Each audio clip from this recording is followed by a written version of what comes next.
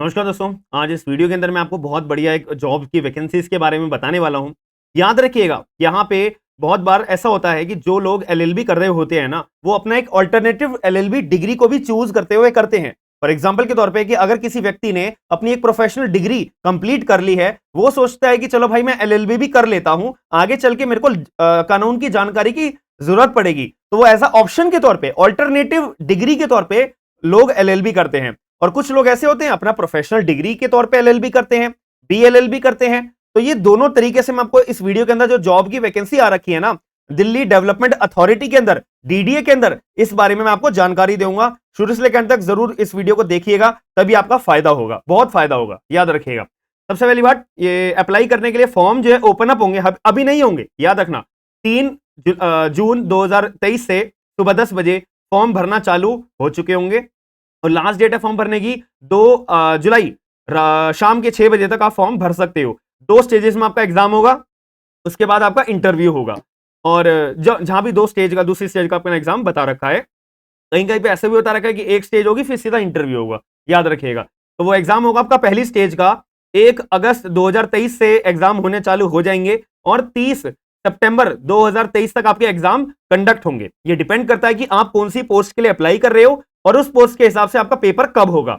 जब आप फॉर्म भर दोगे, आपका फॉर्म एक्सेप्ट हो जाएगा, उसके बाद आपका देखा जाएगा कि आपका पर्टिकुलर जो आपने पोस्ट सेलेक्ट करी है उसका एग्जाम आपका स्टेज 1 का कब होगा, सिलेबस क्या होगा और कौन कौन सी पोस्ट है, कितनी पोस्ट है, क्या एक्सपीरियंस है, कुछ एक्सपीरियंस है नहीं है, ये सारी चीजें मैं आपको डिस्कस करूंगा इस वीडियो के अंदर, तो ध्यान रखिएगा। सबसे पहली बात, अगर मैं बात करूं अकाउंट्स की, तो हमारे पे हम कोई बात नहीं करेंगे। एक तो असिस्टेंट सेक्शन ऑफिसर की मैं बात करता हूं। ये वो लोग अप्लाई कर सकते हैं जिन्होंने अपनी बैचलर्स डिग्री तो कंप्लीट कर ली है, साथ में अपनी एलएलबी साथ में कर रहे हैं या कर चुके हैं, तो उन लोगों को मैं रिकमेंड करूंगा कि आप इस पोस्ट के लिए भी जाइएगा, बहुत फायदा रहता है असिस्टेंट सेक्शन ऑफिसर के लिए।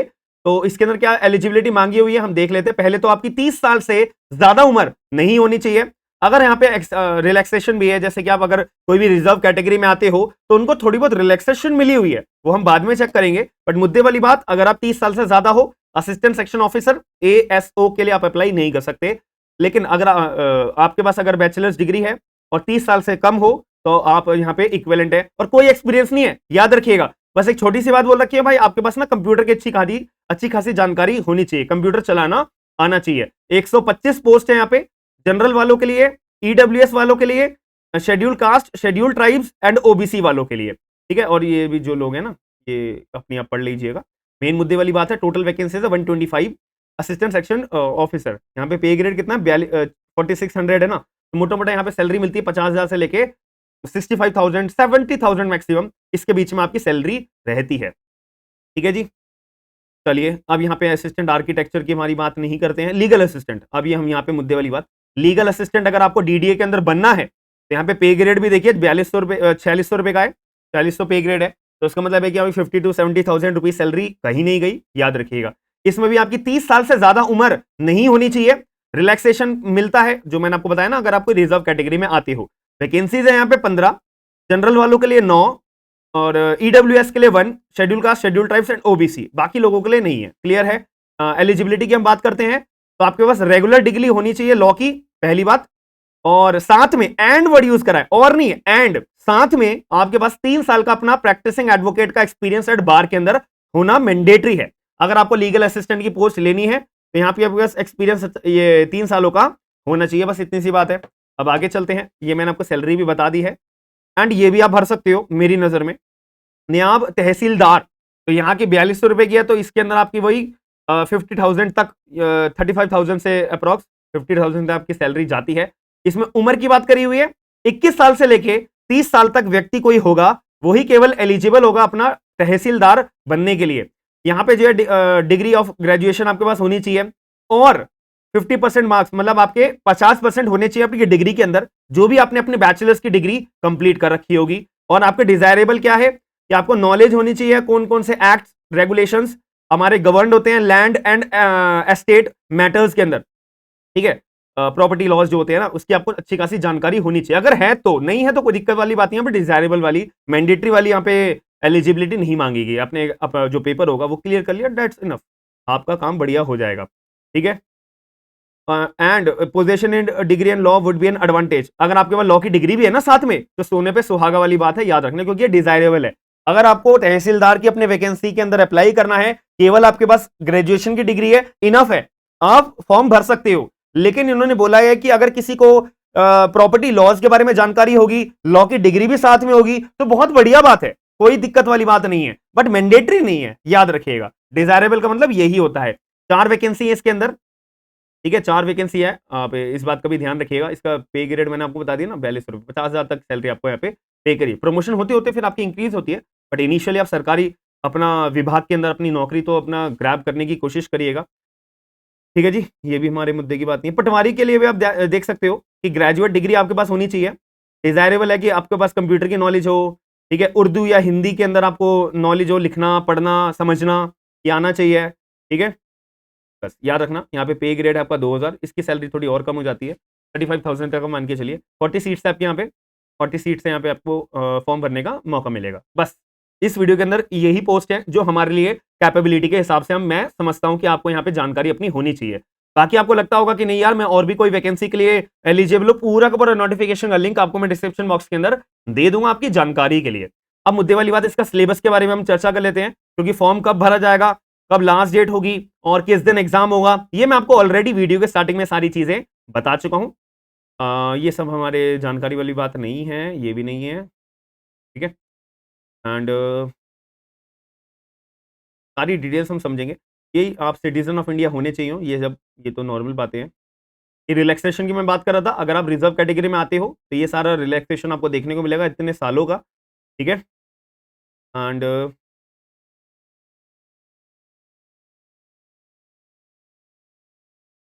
एप्लीकेशन फॉर्म आपका 1000 रुपए का रहेगा, याद रखिएगा। 1000 रुपए की फीस जाएगी जब आप फॉर्म भर रहे होंगे, ठीक है जी। और फॉर्म भरना कैसे है, ये रही हमारी वेबसाइट की फॉर्म, ये रही हमारी वेबसाइट dda.gov.in। आप यहाँ पे जाओगे, जॉब्स का सेक्शन होगा, यहाँ पे जाओगे, सेलेक्ट जॉब कैटेगरी करने के बाद डायरेक्ट रिक्रूटमेंट 2023 के अंदर आप जाओगे, तो वहीं पे अप्लाई नाउ का ऑप्शन आएगा। आप अप्लाई करके अपना जो भी कैटेगरी में भरना चाहते हो वहां पे फॉर्म भर सकते हो, ठीक है। 1000 रुपए की फीस लगेगी। और कोई भी मिसबिहेव करता है, उसका जुरिडिक्शन कहाँ लगेगा, किसने झूठे वूटे अपने फॉर्म भरा है, ठीक है, इम्पर्सोनिएट कर रहा है कुछ और, दिखा कुछ और रहा है, ठीक है। ये सब बातें इन्होंने बोल रखा है कि इसके ऊपर केस चलाया जाएगा, कानून रूप से कार्रवाई होगी, डिस्क्वालीफाई कर दिया जाएगा जीवन भर तक के लिए या कुछ टेम्परेरी बेसिस के लिए। ये सब बातें बता रखी है, मैं सिलेबस के लिए आपको ले जा रहा हूँ बस, ठीक है। इन्होंने स्कीम बता रखी है, देखो असिस्टेंट सेक्शन ऑफिसर की मैं बात करूं तो ये स्कीम में आपका पेपर होगा स्टेज 1 में। स्टेज 2 देखो असिस्टेंट सेक्शन ऑफिसर के अलावा अगर बात करते हो तो 2 स्टेज में आपका पेपर होगा। मैंने कहा है ना, कहीं पे स्टेज 1 है और कहीं पे एक ही स्टेज है, डायरेक्ट इंटरव्यू है। जैसे लीगल असिस्टेंट की मैं बात करूं तो एक ही स्टेज में आपका पेपर होगा, फिर डायरेक्ट इंटरव्यू होगा, ठीक है। तो आपके 2 घंटे का पेपर होगा, ठीक है, जिसमें 120 क्वेश्चन आपको देखने को मिलेंगे और 120 मार्क्स के ही क्वेश्चन मिलेंगे। लॉ के क्वेश्चन भी होंगे साथ में, यहाँ पे आपको जो क्वेश्चंस देखने को मिलेंगे क्वांटिटेटिव एप्टीट्यूड के, रीजनिंग के, जनरल अवेयरनेस के, जनरल इंग्लिश के भी क्वेश्चंस आपको देखने को मिलेंगे। और तहसीलदार की भी बात करूं, ये भी एक ही फेज में पेपर होगा, ठीक है, और डायरेक्ट फिर इंटरव्यू होगा। पटवारी की 2 स्टेज है, ठीक है, मैंने कहा था आपको मेंस एंड ऑब्जेक्टिव दोनों होगा आपका। देखो यहाँ पे लिखा ना प्रीलिम्स एंड यहाँ पे आपका लिखा मेंस, क्लियर है जी। जैसे कि ये भी सुनना, अब सिलेबस की बात करेंगे, भी आने वाला है। 40% आपको मिनिमम चाहिए ही चाहिए पास होने के लिए। और मैं आपको बताऊं, स्टेज 1 एंड 2 को मिला के 85% आपके जोड़े जाएंगे। तो में से आपने जो भी स्कोर करा होगा उसका 85% एंड 15% आपका इंटरव्यू में से स्कोर करा जाएगा, बात खत्म। फिर 100 नंबर में से देखा जाएगा, 100% में से आपने कितना परसेंट स्कोर करा है, उसी के हिसाब से मेरिट लिस्ट प्रिपेयर होगी, उसी के बाद आपका डायरेक्ट अपॉइंटमेंट हो जाएगा, बात खत्म हो जाती है। और कोई आपको फिर डॉक्यूमेंट वेरिफिकेशन वगैरह होता है, और कोई यहाँ पे अपना दिमाग लगाने की आपको जरूरत नहीं है। वेरिफिकेशन ऑफ डॉक्यूमेंट्स वगैरह जो आपने डिग्री के लिए मांगी गई है, आपसे मांग करी गई है, वो सच्ची डाली है ना आपने या नहीं, ठीक है। ये रहा सिलेबस। अब अकाउंट्स की तुम्हारी बड़ा फ्लेवर बड़ा लग रहा है नहीं, ये बड़े बड़े फोन लिखा रखे ना। ये रहा हमारा सेक्शन ऑफिसर का सिलेबस। मैं डायरेक्ट लीगल वाले पे चला जाता हूँ, ठीक है जी।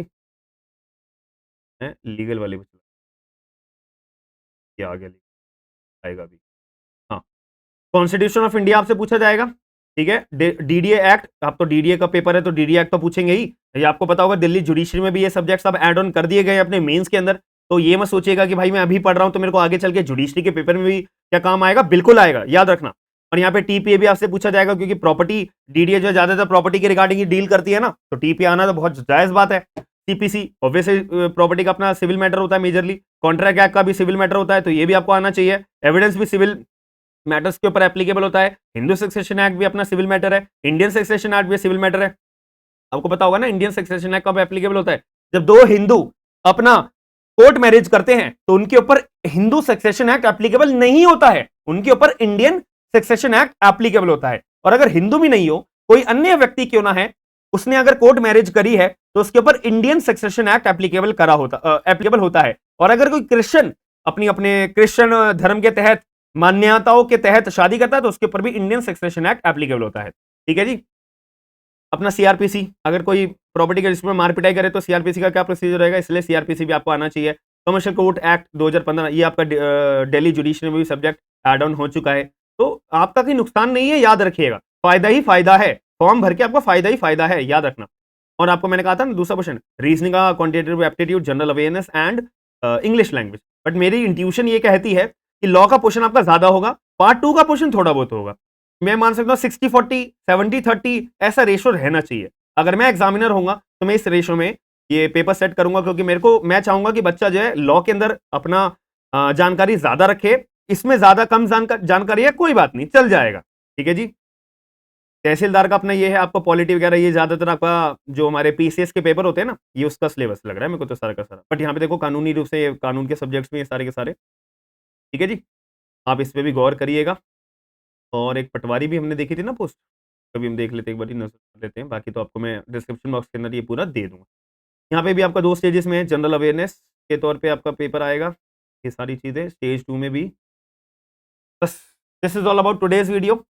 आई होप आपको जो मैंने आपको जानकारी दी है, ये सारी डिटेल्स की आपको समझ में आ गई होगी। फिर भी अगर आपको जरा सा भी कोई डाउट लगता है कि सर मुझे ये पॉइंट समझ में नहीं आया है, प्लीज आप कमेंट बॉक्स के अंदर डाउट पूछ सकते हो, कमेंट करके, वीडियो को लाइक करके। आप वीडियो को समझ में आई है तो प्लीज लाइक जरूर करिएगा, नहीं समझ में आई है तो कमेंट बॉक्स के अंदर मेरी इंप्रूवमेंट करने के लिए मेरे को क्या इंप्रूवमेंट अपनी करनी चाहिए वीडियो बनाते टाइम आप जरूर बताइएगा अपना पॉइंट ऑफ व्यू, आपका सजेशन, आपका रिव्यू, और साथ में वीडियो को शेयर जरूर कर दीजिएगा। हम मिलते हैं नेक्स्ट वीडियो के अंदर। थैंक यू, धन्यवाद।